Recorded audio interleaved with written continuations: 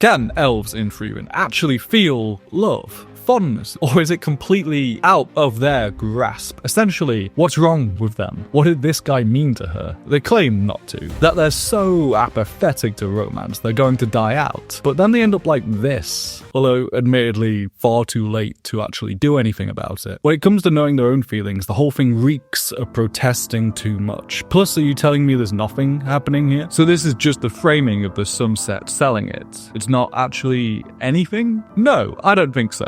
There is something. But the exact words we get on this from Frieren are that elves have no romantic instinct to reproduce. That's why they're going extinct. The thing kind of is though, elves are unreliable narrators. This one lies all the time. This one you shouldn't trust as far as you can throw her. This guy, to be fair, seems like an exception. But that untrustworthiness is especially true when it comes to their own emotions. They don't really know what they're talking about. Essentially, she did really love Himmel, but an elf's understanding of what love is, that's the thing that holds her back. And to look at elves and love, we have to think about a few other relationships, because the most common form we see is a master-student one. We don't know any elf family units. I mean, I have to assume some existed. Maybe, at one point, Frieren lived in a settlement of elves in the old days, before their numbers got lowered so much. But the ones that we do see are married to their jobs, or hobbies, really. They're going extinct, but clearly used to live in clusters. That's not necessarily proof that they developed interpersonal feelings that way, and Frieren specifically seems to think it's biological. But then again, the relationships with their students don't fit that, I think. I mean, look at these two. There's pride there, and definitely something going on one way, but does Frieren actually love Fern? I think so. There's a case that all Frieren is doing is emulating the emotional response that humans need, but I don't think so. Frieren is not able to express her emotions too clearly all that often, but she tries. Like, she takes Fern's staff to get fixed. She shows she cares about Fern's feelings. Frieren and Fern have ended up with a relationship closer to adopted mother and daughter, but one where they can swap which one is the parent as much as they want. Like, they're both switches or something. Anyway, there's clear affection on both sides there. We see her taking what she learned about relating to humans in the old party and applying it to Fern a lot. In the emotional sense, by taking the things they had to specifically explain to her and doing them a lot easier with Fern, yeah. But there's the literal too, like holding her hand when she's sick, something she says Fern has liked since she was a child. It's a story Frieren takes pleasure in telling to Stark. She's talking about how Fern grew up fast, but in a more normal way. It's the kind of stories anyone could tell about a child. And her impulse to hold her hand because it's the only way to help with the pain that she knows. That's such a universal thing too, and it turns out it comes from a Himmel scene. His mother held his hand the same way, and Himmel then has to explain the concept of emotional support to Frieren, which is fine, and it seems like it does inspire her. And a red-faced Frieren is quite happy to have her hand held. The implication seems to be that she found as much comfort in Himmel as most do in their loved ones. Then there's that Frieren and Fern trust each other with key knowledge, like how to defeat them. It's a pretty intimate detail, and not something you'd share with some random. Frieren's even adapted her time wasting to suit Fern's smaller life. As much as an elf can love a human student, Frieren loves Fern, and it's quite close to another relationship, because Frieren isn't the only elf we meet with an apprentice. We've also got Kraft, and pretty much everyone he meets, because he's the fucking best. Nah, I'm talking about another elf, Serie and her mages, starting with this one, but sort of being this entire thing for her. Serie loves her apprentices in a way that she doesn't really want to admit to herself. She's someone who elevates magic and values it as a major self-expression, that it can stand in for a person as a whole, and she remembers each of their favourite spells, which if that isn't her way of expressing love, I don't know what is. One of her apprentices even mirrors Himmel's desire to be notable, to leave a reminder of their relationship for the elf in the future. He tries a real bonehead way of doing this, but the intention, that's still there. It's the same thing. Serie calls them failures, then lives out their last wishes and has no regrets, and is the only one to remember some of them. It's a sad state of existence, but a cycle that Serie seems set in. Dramatically, it's a contrast to Frieren, who is changing, and it's because of one relationship, which is the most important for elves and their ability to love. Frieren can feel love, but I think part of it might be that they don't really understand what it is that's happening.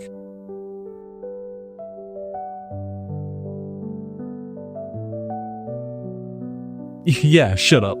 Of course it is. Look at her face here. I mean, look at her face here. Alright, so there's a little more to talk about with Himmel and Frieren than just pointing. So let's just start with where they meet. This whole quest begins with somebody lost in the woods, and she doesn't even remember. A lost Himmel and a single act of kindness that changes this entire world. Frieren points out to a young boy the way home, but he's still scared. Despite thinking she seems cold, she decides to do something out of her way to make him smile. With a flower spell, it's an act of kindness, one so impactful it imparts in Himmel the idea of finding magic beautiful. Maybe finding an elf beautiful too. It also imparts in him the impact of a kind act. It's everything that's important about Frieren and her way of life, boiled down to a single instance. Himmel's heroics are built from this, but romantically, Himmel's initial admiration for Frieren is tied up in that special interest of hers in folk magic. That it's beautiful, but it brought them together eventually.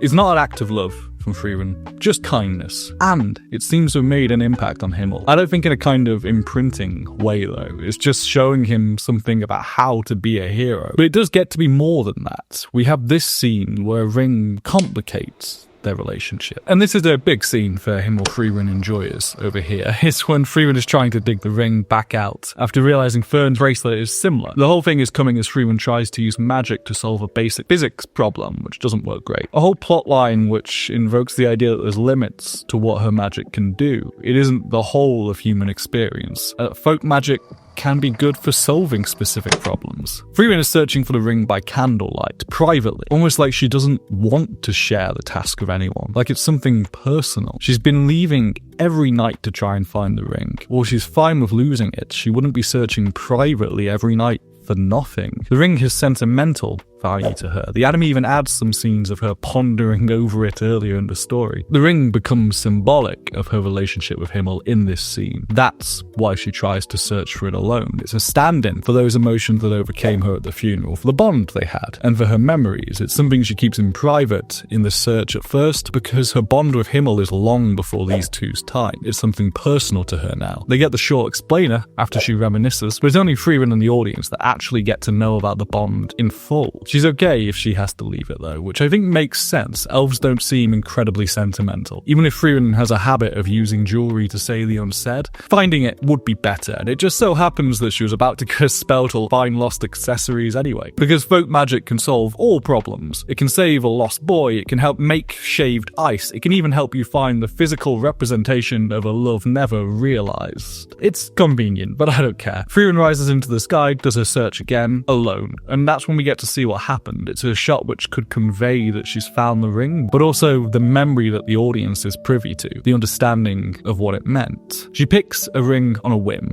and Himmel, seeing what she picked, is happy. He doesn't point out what it means. Frieren does claim to not know the language of the flowers, but I think the thing about symbolism is that it doesn't matter if anyone is consciously aware of what the meaning is. The meaning is still there, and I think that's what it's trying to say about her feelings, that they are under the surface. She loved him, and even if she didn't know, we know what the rings mean, and what this face means, and what this scene means. This is some of the most fairy tale this show gets, with the strings and the sunsets. I wonder if it was this magical at the time, or if it's Frieren's memory embellishing. It's a matching scene to the stark reality of the funeral in that way. In that one, we lose the music. We get no score and hard dirt hitting the surface of the coffin as Frieren breaks. Here what we get is a fairy tale. Both have the ring to frame them, in the anime at least, and both say something about these two, and I'm pretty certain she did feel love.